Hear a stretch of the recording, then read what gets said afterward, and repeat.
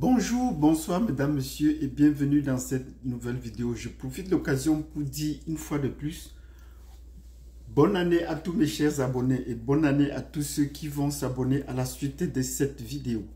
Donc installez-vous confortablement. Nous allons parler de quoi dans cette vidéo? Nous allons parler de l'actualité internationale. Qu'est-ce qui a marqué l'actualité internationale au cours des 12 derniers mois de 2024? Nous avons déjà fait un tour un peu des pays africains sur la base de leur répartition linguistique. Maintenant, nous allons voir l'actualité internationale en gros. Et en partant des pays les moins connus vers les pays les plus connus. Donc, forcément, l'actualité la plus cruciale va se trouver vers la fin de cette vidéo. Donc, si vous avez compris de quoi nous allons parler et que vous appréciez le contenu, donc mettez-nous déjà des pouces avant qu'on commence, avant qu'on entre dans le vif du sujet. Installez-vous confortablement. Le temps de vous abonner, de cliquer sur la cloche de notification si vous n'êtes pas encore abonné. Si vous êtes déjà abonné, préparez donc les questions sur ou un commentaire sur cette revue de l'actualité internationale. Nous allons commencer cette actualité, et si vous l'avez déjà fait, on entre dans le vif du sujet. Donc, nous allons commencer par l'Asie. On parle généralement très peu de l'actualité géopolitique en Asie. C'est pourquoi la plupart des pays asiatiques ont adopté une culture anglo-saxonne, une culture de business. Ils sont plus orientés vers les activités économiques. Donc, les enjeux de démocratie, de gouvernance les intéressent très peu. Tout est axé sur la politique. Et pour cela, c'est les grandes entreprises ou les grands hommes d'affaires qui font la politique. Et c'est devenu l'apanage de certaines familles même qui sont déjà bien assis sur le plan économique et financier, qui se lancent à faire la politique. Et c'est devenu une affaire de famille. Le cas le plus qui a secoué la société au cours des derniers, c'était le cas de la Corée du Sud, où le président a tenté de décréter une loi martiale pour s'aligner du côté de l'OTAN. Vous savez que c'est un pays qui est encore contrôlé ou dominé essentiellement par les États-Unis. Donc, le président a tenté de pouvoir lancer une loi martiale et prendre le contrôle entier du pays, comme fait en France avec le 43-9.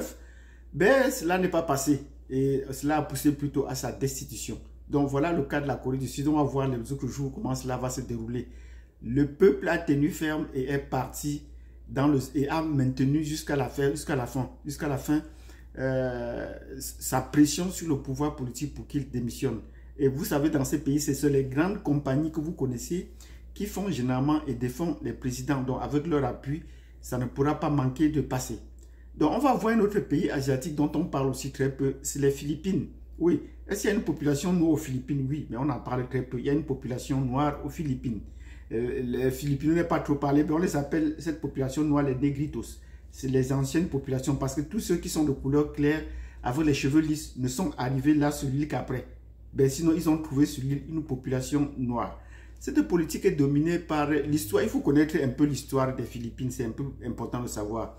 Les Philippines, vous allez comprendre beaucoup de noms espagnols, parce que c'est une colonie espagnole. Mais après la guerre avec les États-Unis, l'Espagne a perdu ses dernières colonies, ou du moins les États-Unis ont arraché les dernières colonies. Avec la guerre de Cuba, les États-Unis ont arraché les colonies espagnoles qui leur restaient et ils les ont confisquées pour les acheminer à l'indépendance. Ainsi que les Philippines, pour le cas, sont passés sous le giron des États-Unis qui ont continué la colonisation, mais ils ont gardé essentiellement la culture espagnole avec les noms et avec leur foi catholique. Ouais, c'est un pays qui a une foi catholique assez très poussée. Donc, les Philippines ont une vie politique qui a été dominée par la famille Ferdinand Marcos.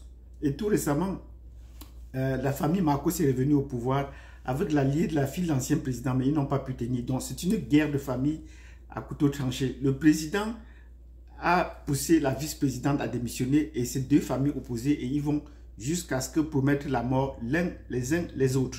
Donc voilà de ce qui fait l'actualité. Comment est-ce que cela va déboucher à la fin entre ces deux grandes familles qui gèrent la politique aux Philippines?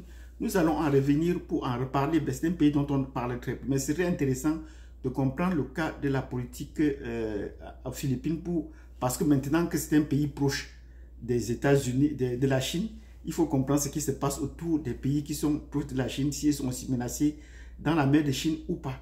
Donc, en plus à côté de la Chine, on va migrer maintenant un peu près vers l'Europe pour parler du cas de l'Ukraine.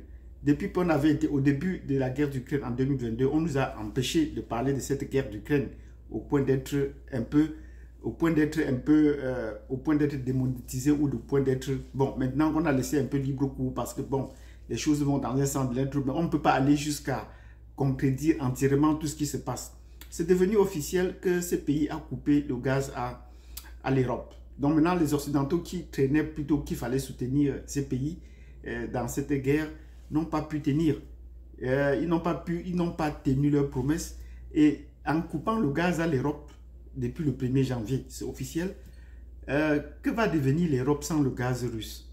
Que va devenir l'Europe? C'est la question qui va se poser, alors que c'est eux qui soutenaient ces pays dans cette guerre, dans cette confrontation qu'il y avait. Nous allons y revenir pour expliquer le contexte historique, le contexte spatial. C'est de cela que parfois quand je parle de l'expertise, ça peut peut-être gêner certains de mes abonnés. Ben, ici, il est important de comprendre chaque fois le contexte spatial et le contexte historique, dans la dynamique socio-temporelle de chaque situation, géopolitique. Donc, la situation en Europe, la guerre est toujours en Europe. Les Européens sont toujours en guerre. Et cela a poussé ces derniers temps l'écroulement de l'économie européenne entière. Donc, toute l'Europe est en train de sombrer. Ce n'est pas seulement le cas de la France, l'Allemagne est en train de sombrer. Ben, l'Angleterre va encore tenir, le Royaume-Uni va tenir, l'Angleterre, le Royaume-Uni, la Grande-Bretagne, ils vont encore tenir pendant combien de temps? On ne sait pas, parce qu'ils ont assez de ressources. Il faut tenir compte que ce pays a des colonies comme l'Angleterre, comme le Canada où nous nous trouvons, qui est encore une colonie de l'Angleterre. Donc, l'Australie et la Nouvelle-Zélande. Donc, il y a encore beaucoup de pays qui peuvent assurer donc, le maintien de la Grande-Bretagne, de l'Angleterre, sous supervision encore pour un bon bout de temps. Donc, voilà ce qui fait l'actualité. Ben, comme je disais, c'était vers la fin. Nous allons nous tourner maintenant du côté de l'Amérique, où nous nous trouvons. En Amérique du Nord, l'actualité a été marquée en fin de cette année par l'élection du président Trump. Oui, à qui nous disons bravo. Et nous, nous pouvons lui dire bravo, parce que là, il est en train d'achever son deuxième mandat, donc qui n'avait pas terminé, qui a été écouté, qui a été perturbé. Donc, il revient et il annonce déjà les couleurs. Donc, c'est important qu'on comprenne. Mais quel est l'impact de cette élection sur la politique générale du monde entier et notamment sur les voisins comme le Canada. Le Canada est déjà en train de souffrir énormément. Ça fait couler beaucoup d'encre, beaucoup de salive sur les prises de position de ce président qui est un peu atypique parce qu'il ne marche pas dans l'oligarchie mondiale telle qu'on le prévoit souvent. Il a souvent des prises de position, mais ce sont des prises de position terre à terre et qui sont plus simplistes. Et ce qui fait agiter les gens ici au Canada, c'est que pour le moment, il a dit qu'il va augmenter les tarifs de douane de 25% sur les produits. Et c'est les premiers ministres des différentes provinces qui sont en train de s'inquiéter de ce que va devenir le Canada avec la hausse de ces tarifs-là. Ben, est-ce que les États-Unis, avec Trump, vont aller vers leur expansionnisme territorial? Donc, on parlait déjà d'annexer le Canada. Et pourquoi pas le Groenland pour se rapprocher un peu de la mer, pour contrôler la mer Arctique, les mers arctiques. Donc, voilà ce qui fait l'actualité. Ben, d'un point de vue plus géopolitique, nous allons, quand il va prendre le pouvoir, et c'est au courant de ce mois, qu'il va prendre le pouvoir, il sera effectivement installé, il a déjà annoncé les couleurs, nous allons décrypter au fur et à mesure ce qu'il dit. Parce que le concernant, il y a des choses qui sont dites et qui ne sont pas vraies.